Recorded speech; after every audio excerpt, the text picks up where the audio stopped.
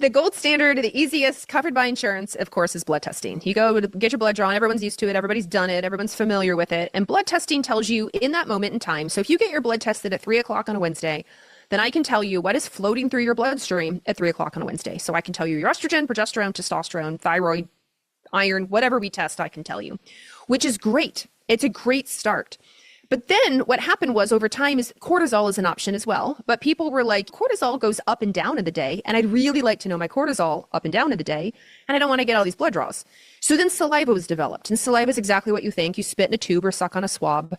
And in saliva, we can find hormones in saliva as well, progesterone, estrogens, etc. But we can also find free cortisol. So you can spit in a tube 4 or 5 times in a day. I can graph it out and I can now tell you what your free cortisol doing throughout the day. That also expanded into what we have always used is urine testing. So there's 24-hour urine testing. If anyone's ever had to pee and collect all of their urine for 24 hours and put it in a big orange jug, then that's where they literally go and see over 24 hours how much hormone metabolite is what we call it are you making, or cortisol are you making in that big jug. Well, that got to be cumbersome. So then we got into dried urine, which much like saliva, you can collect 4 or 5 times a day at home. So you would urinate on these little strips of paper, let them dry 4 or 5 times a day. And now I can once again tell you your rhythm for cortisol. But because it's urine, I can also tell you what's called a metabolite, which is where does your hormone go? How does it break down? What pathways does it go down? Because estrogen doesn't say estrogen. We have to detoxify it. It goes down certain pathways. Same for progesterone, same for testosterone. So we get more information with urine than we get with blood testing.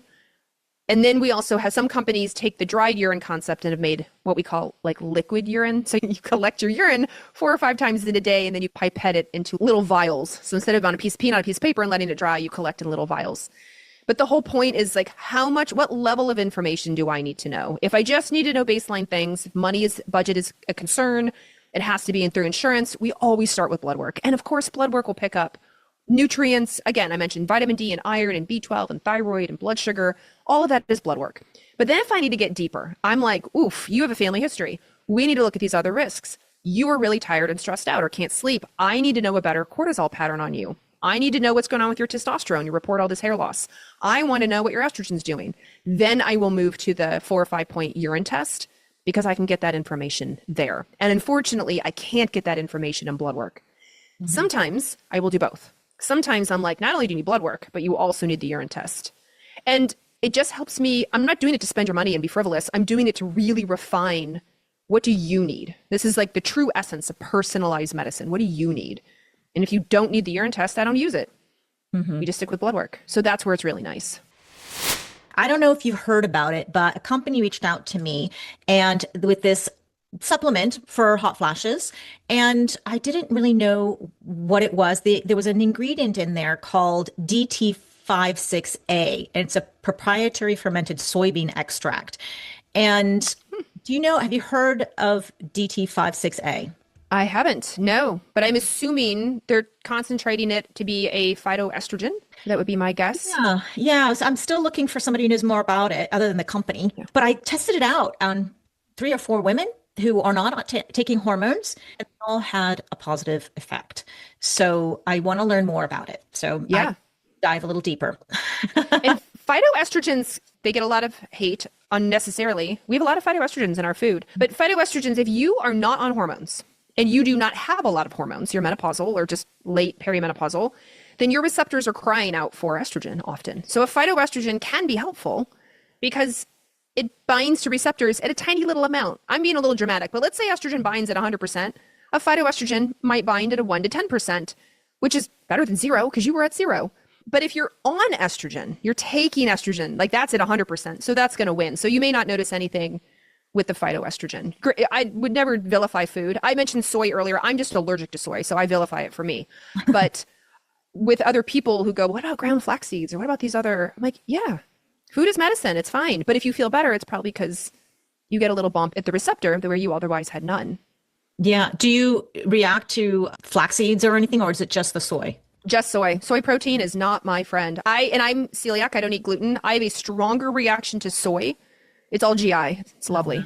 than I do to wheat. Not that I eat wheat, but if somebody's like, oh my gosh, I forgot there's some wheat in there, don't take another bite. The soy completely wrecks me. I can't have any soy at all.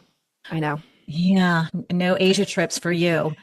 I do. I've been to both Japan and Korea a few times. My husband speaks Japanese and Korean, so it's always fascinating for him to have to say, she cannot have tofu. She cannot have, they just stare like, you weirdo American. I'm like, no, it's just me. Like, I'm the problem. Oh, it's not Americans. Japanese now. He's going to walk across Japan in 6 Oh my I'm gosh. debating whether I go with him or not. I'm like, Have you been to Japan before? I love it. love it. And I went to this amazing restaurant that only had tofu. And you would not like it, I would not do well. but it was amazing what they could make out of tofu. Oh my It's like a gosh. gourmet restaurant on top of it. But I wish. yeah.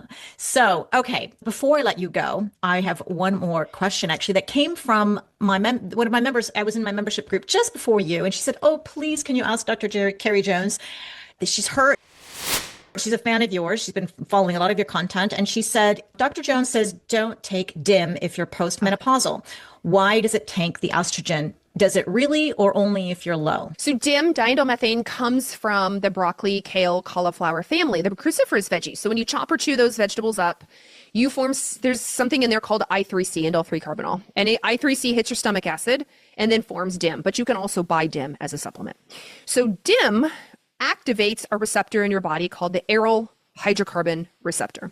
And the aryl hydrocarbon receptor with DIM will upregulate a pathway called CYP1A1 that, again, with estrogen detox is just one of the pathways, but it also lowers estrogen out of detox or out of circulation as a result. So if you take DIM, it will upregulate this pathway, which we like this pathway, but it can also lower estrogen in circulation. If you are a high estrogen person, you PCOS, PMS, a lot of estrogen relative to your progesterone, this is why DIM can work really well for you.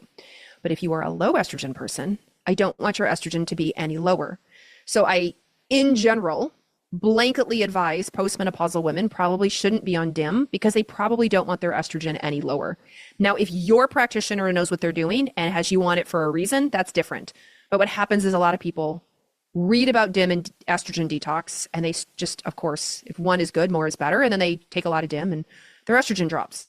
So instead, I suggest other detox supportive things, such as lifestyle, right?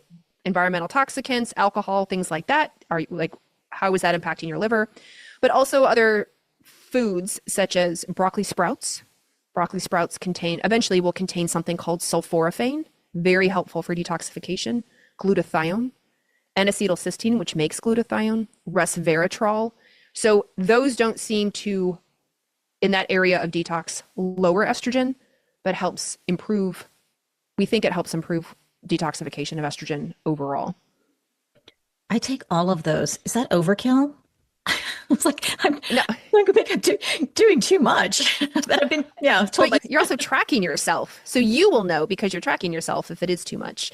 And then in the gut, there's a product called calcium deglucarate, CDG, and that helps estrogen not be recycled. It helps escort it out in your stool. And so that's another, from a GI perspective, what we do to help get estrogen out. But those are the things that I tend to suggest instead of DIM if you have low estrogen.